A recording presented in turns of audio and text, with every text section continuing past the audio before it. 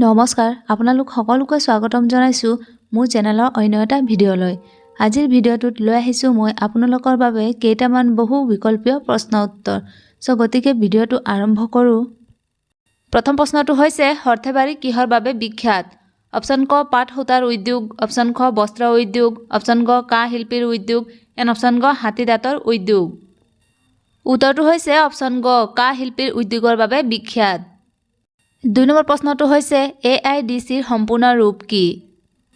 Option ক All India District Council, option ক Assam Industrial Development Corporation, option ক Assam Industrial Development Company, and option ঘ all of these.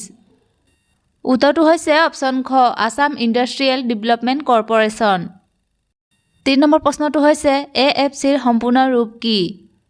Option ক Assam financial corporation, option খ Assam forest company, option গ additional finance committee, and option ঘ Assam food corporation.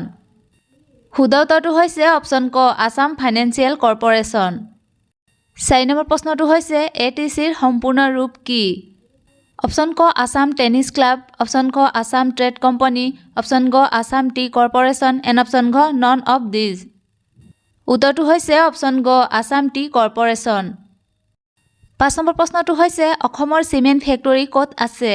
Option ক Bokakhat, option খ Bokajan, option গ হামৰেন, এণ্ড অপশ্যন ঘ হাফলং।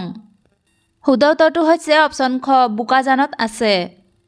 6 নম্বৰ প্ৰশ্নটো হৈছে প্ৰথম ভাৰতীয় চাহ খেতিয়ক কোন আছিল? অপশ্যন ক দাদাভাই নৰজী, অপশ্যন খ ৰাধাকান্ত সন্দিকৈ, অপশ্যন গ মণিৰাম দেৱান, এণ্ড অপশ্যন ঘ ৰবাৰ্ট স্কট। উত্তৰটো হৈছে অপশ্যন গ মণিৰাম দেৱান আছিল প্ৰথম ভাৰতীয় চাহ খেতিয়ক। 7 নম্বৰ প্ৰশ্নটো হৈছে দানবীৰ উপাধি কোনজন অসমীয়া চাহ খেতিয়কক দিয়া হৈছিল? অপশ্যন ক মণিৰাম দেৱান, অপশ্যন খ ৰাধাকান্ত সন্দিকৈ, অপশ্যন গ ভোলাৰাম বৰুৱা, এণ্ড অপশ্যন ঘ জগন্নাথ বৰুৱা। উত্তৰটো হৈছে অপশ্যন খ ৰাধাকান্ত সন্দিকৈক দানবীৰ উপাধি দিয়া হৈছিল।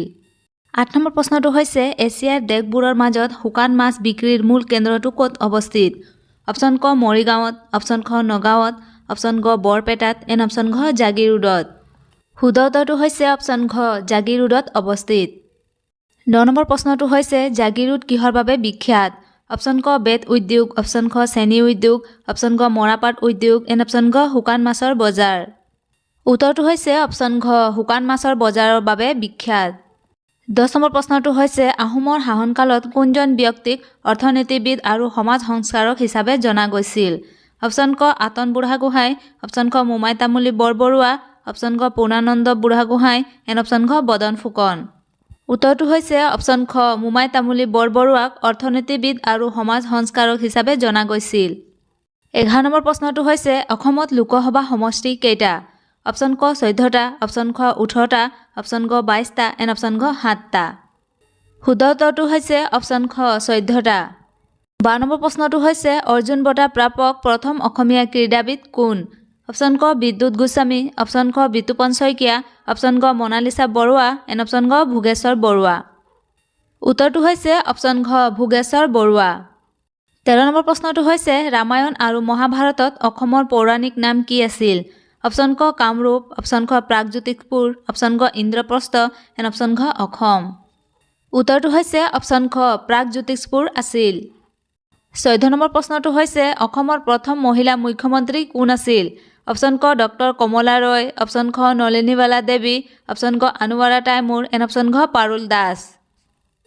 শুদ্ধ উত্তৰটো হৈছে অপশ্যন গ আনুৱাৰা টাইমুৰ আছিল। 15 নম্বৰ প্ৰশ্নটো হৈছে অসমলৈ অহা প্ৰথমজন চীনা পৰিব্ৰাজক কোন আছিল? অপশ্যন ক হিউৱেন চাং, অপশ্যন খ ফা হিয়েন, অপশ্যন গ কিং চিং নাং, এণ্ড অপশ্যন ঘ মিয়ান জেনিন। শুদ্ধ উত্তৰটো হৈছে অপশ্যন ক হিউৱেন চাং আছিল। 16 নম্বৰ প্ৰশ্নটো হৈছে অসমৰ প্ৰথম ৰাজ্যপাল কোন আছিল? অপশ্যন ক BK নেহেৰু, অপশ্যন খ শিৱ চৰণ মাথুৰ, অপশ্যন গ লোকনাথ মিশ্ৰা, এণ্ড অপশ্যন ঘ ছাৰ আকবৰ হায়দৰী। শুদ্ধ উত্তৰটো হৈছে অপশ্যন ঘ ছাৰ আকবৰ হায়দৰী আছিল। 17 নম্বৰ প্ৰশ্নটো হৈছে মাটিকালিৰ ক্ষেত্ৰত অসমৰ সৰ্ববৃহৎ জিলাখনৰ নাম কি? অপশ্যন ক কাৰ্বি আংলং, অপশ্যন খ শোণিতপুৰ, অপশ্যন গ ডিমা হাছাও, এণ্ড অপশ্যন ঘ তিনিচুকীয়া।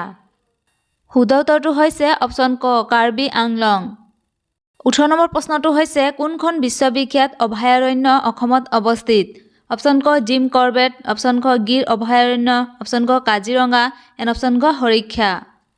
উত্তৰটো হৈছে অপশ্যন গ কাজিৰঙা বিশ্ববিখ্যাত অভয়াৰণ্য অসমত অৱস্থিত 19 নম্বৰ প্ৰশ্নটো হৈছে অসমৰ একমাত্ৰ IIT-খন কোনখন চহৰত অৱস্থিত অপশ্যন ক শিলচৰ অপশ্যন খ তেজপুৰ অপশ্যন গ তিনিচুকীয়া এণ্ড অপশ্যন ঘ গুৱাহাটী উত্তৰটো হৈছে অপশ্যন ঘ গুৱাহাটীত অৱস্থিত 20 নম্বৰ প্ৰশ্নটো হৈছে ভাৰতৰ উচ্চতম ন্যায়ালয়ৰ প্ৰথম অসমীয়া ন্যায়াধীশ কোন আছিল অপশ্যন ক হলিৰাম ডেকা অপশ্যন খ পাৰ্বতী কুমাৰ গোস্বামী অপশ্যন গ কৃষ্ণকান্ত সন্দিকৈ এণ্ড অপশ্যন ঘ মহানন্দ দাস শুদ্ধ উত্তৰটো হৈছে অপশ্যন খ পাৰ্বতী কুমাৰ গোস্বামী আছিল ভাৰতৰ উচ্চতম ন্যায়ালয়ৰ প্ৰথম ন্যায়াধীশ প্ৰশ্নোত্তৰবোৰ চাই যদি ভাল পাইছে তেন্তে প্লিজ লাইক কমেণ্ট শ্বেয়াৰ কৰি যিসকলে এতিয়ালৈকে মোৰ চেনেলটো ছাবস্ক্ৰাইব কৰা নাই প্লিজ ছাবস্ক্ৰাইব কৰি ল'ব তেতিয়াহে আপোনালোকে সকলো ধৰণৰ প্ৰশ্নোত্তৰবোৰ পাই থাকিব থেংক ইউ